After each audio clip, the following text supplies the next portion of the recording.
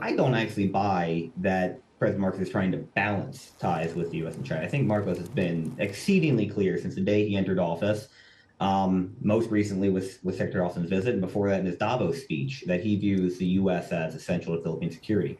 He wants to maintain as stable and positive relations with China as possible, but he clearly does not view that as very likely, nor does he give that the same weight as he does his relationship with the U.S. or Japan, which I think explains a lot about this longer term process of deepening the U.S. Philippine alliance, of which this new EDCA expansion is a big step, but it's just one step in a longer process. Nevertheless, though, I mean, it might be seen also by Beijing as President Marcos Jr. welcoming more military presence from countries that they're not very friendly with, for lack of a better term. How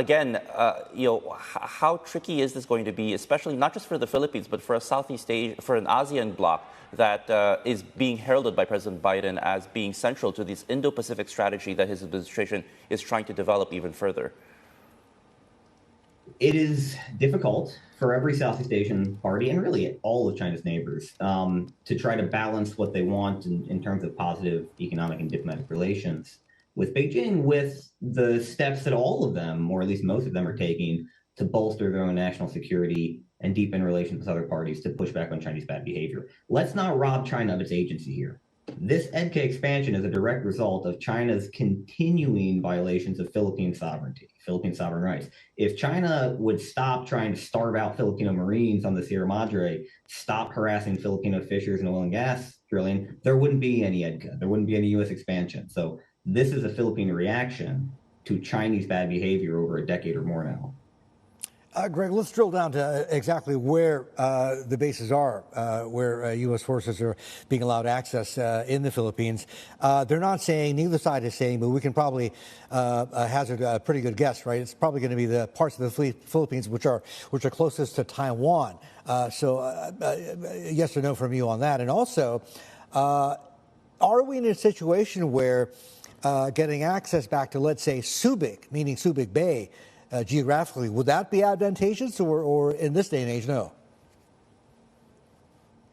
Yes to both. I don't have any special knowledge here about where the four sites are. We've all seen, I'm sure, the same press guesses. And you're right, there'd be obvious reasons for the Americans to want one site, maybe two, up in northern Luzon around Olongapo, because you're only 200 miles from Taiwan. There's obvious benefits in a potential Taiwan crisis on pre-positioning equipment and intelligence collection and the like. But I would think that's only one or two out of the total of 9 bases. The others, we're likely to see some Navy bases included here. So Subic is one option. Oyster Bay and Palawan's another. The original 5 sites, 4 of them are Air Force. There's no Navy bases in the original site. So obviously that's a gap that they would want to fill. On Subic, one point, I mean, it would be valuable, but let's remember the Subic that exists today is not the Subic of 1991. Subic is a commercial port now. The tiny section of the former Hanjin shipyard that the Philippine Navy now controls is pretty small. It's going to be a pretty small footprint.